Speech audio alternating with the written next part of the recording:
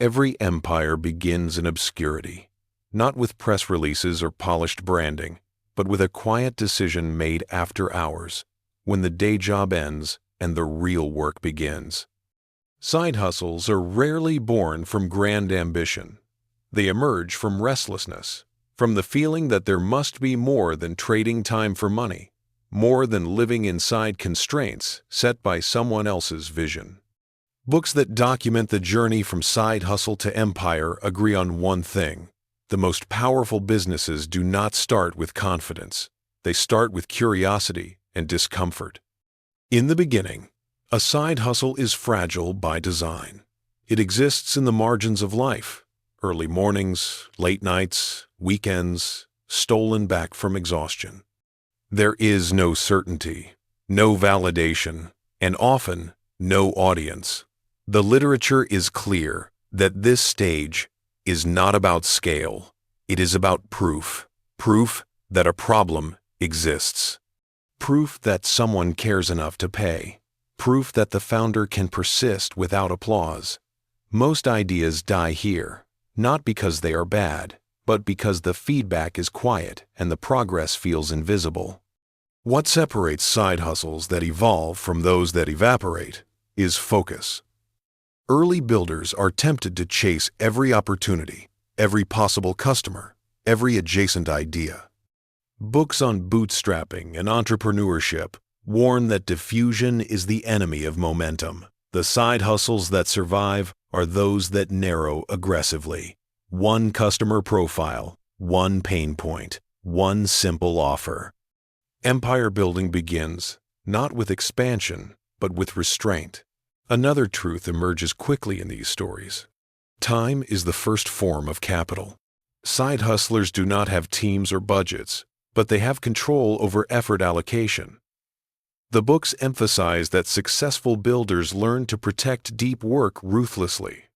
They stop mistaking busyness for progress. They choose activities that create leverage, building systems, refining offers, listening to customers over tasks that merely consume hours. This discipline compounds long before revenue does.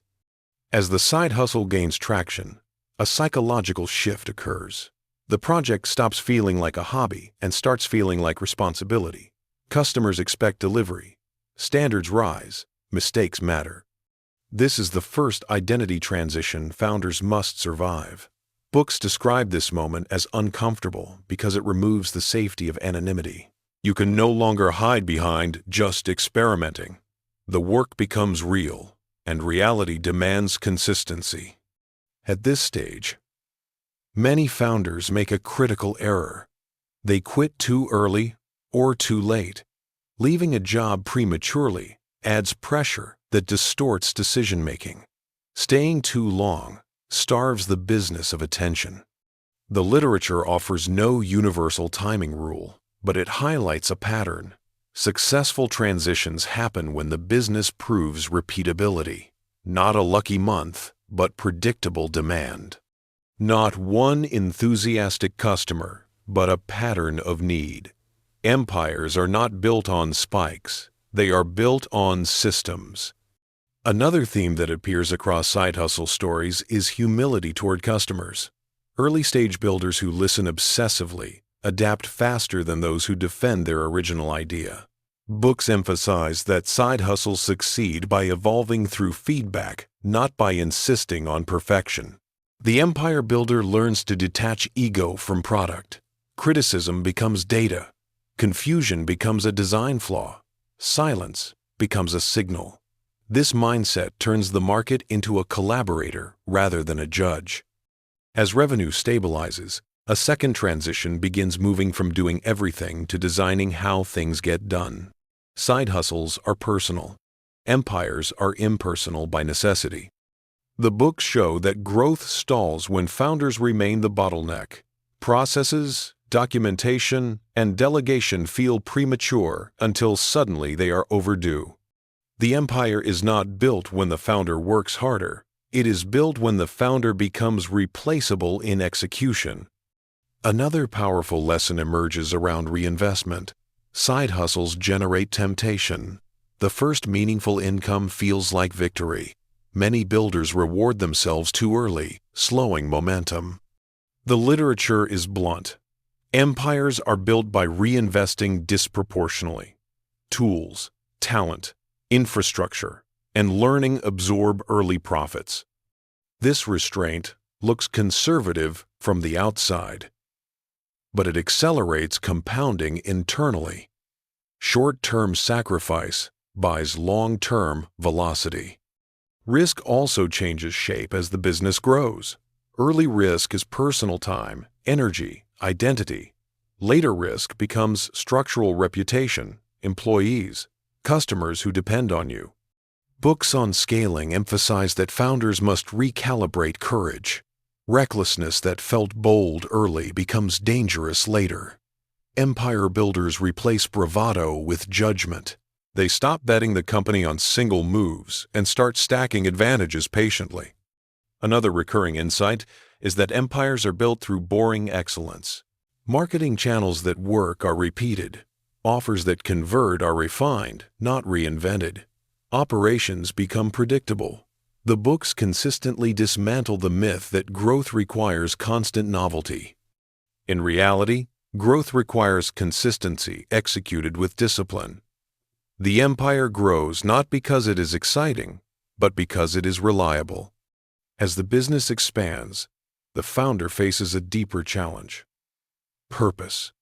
Side hustles are fueled by escape, escaping financial stress, limitation, dependence.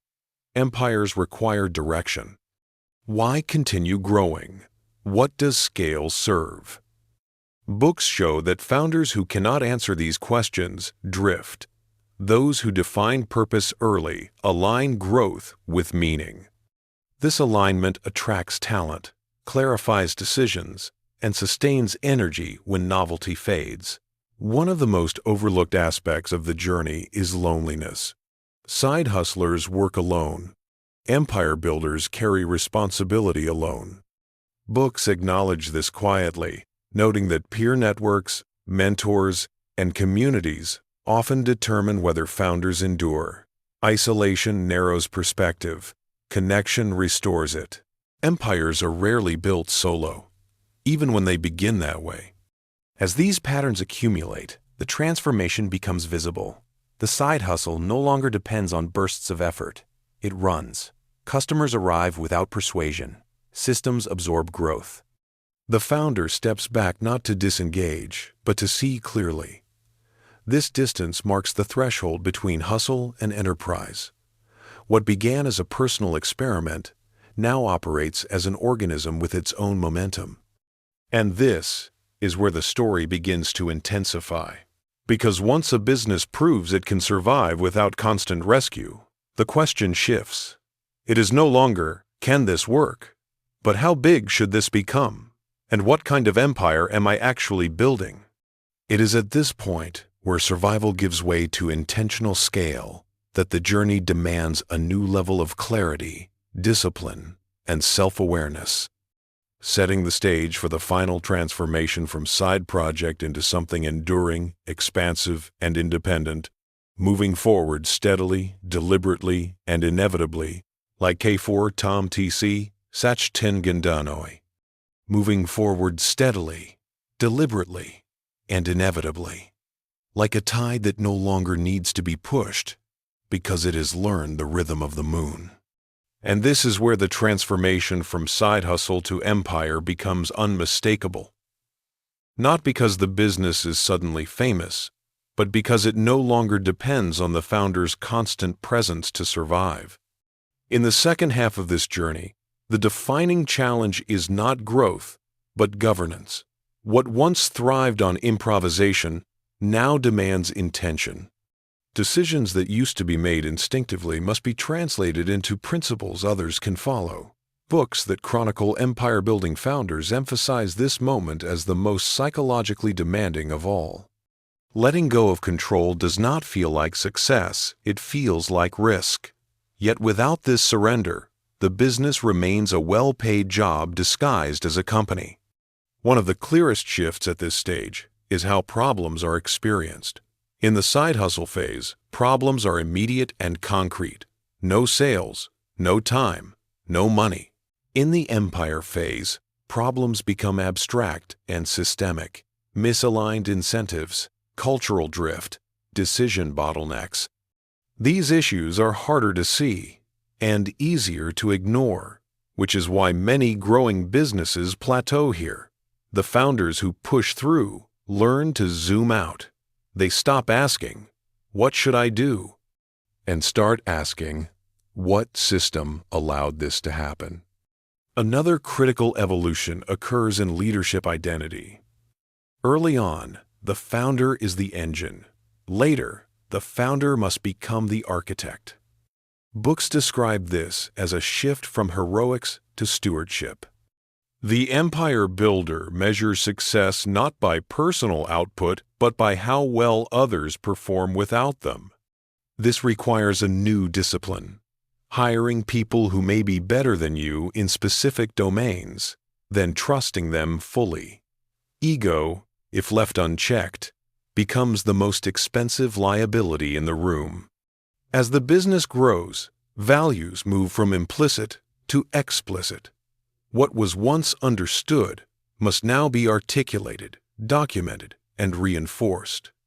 Culture stops being vibes and starts being decisions. The books show that empires fail less often from bad strategy than from cultural erosion. Small compromises compound. Tolerated mediocrity spreads. The founders who endure treat culture as infrastructure. They protect it, even when growth tempts shortcuts. Financial discipline also takes on a different shape. Early scarcity forces caution. Later abundance invites waste.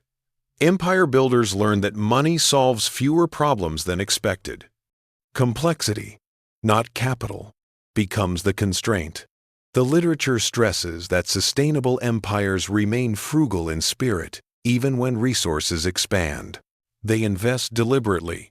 They avoid vanity growth. They remember that profitability is not a milestone, it is a habit. Another profound shift emerges around legacy. Side hustles are about escape. Empires are about responsibility. Employees depend on decisions.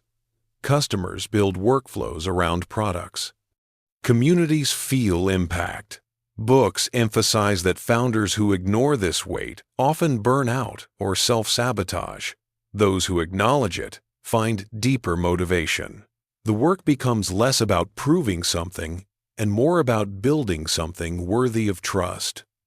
As the empire stabilizes, growth itself changes texture. It becomes smoother, less dramatic, more predictable. The highs are lower, the lows are shallower. This stability can feel anticlimactic to founders addicted to early chaos. But the books are clear. This is not stagnation. It is mastery. The business has learned how to breathe on its own. Eventually, the most successful founders reach a quiet realization. The empire was never built in a single leap. It was assembled through thousands of unglamorous decisions made consistently in the same direction. Choosing patience over urgency, systems over shortcuts, people over ego. The side hustle did not turn into an empire because the founder worked harder than everyone else, but because they learned when to stop being the center of the story. This is the true ending of the journey. Not a dramatic exit, not a viral headline, but a business that stands independently, generating value without constant rescue. A founder who can step away, not to abandon, but to choose. That choice is the real reward. Freedom earned through responsibility. Scale earned through discipline. If this story resonated with you, pause and reflect on one question. If you disappeared from your business for 30 days, what would break first? That answer is not a weakness. It is a roadmap. Share that insight. And if you want to continue exploring how ordinary beginnings turn into extraordinary enterprises through patience, structure, and clarity, stay connected. Subscribe, follow, and return, Because empires are not built by those who never start small, but by those who refuse to stay small in how they think.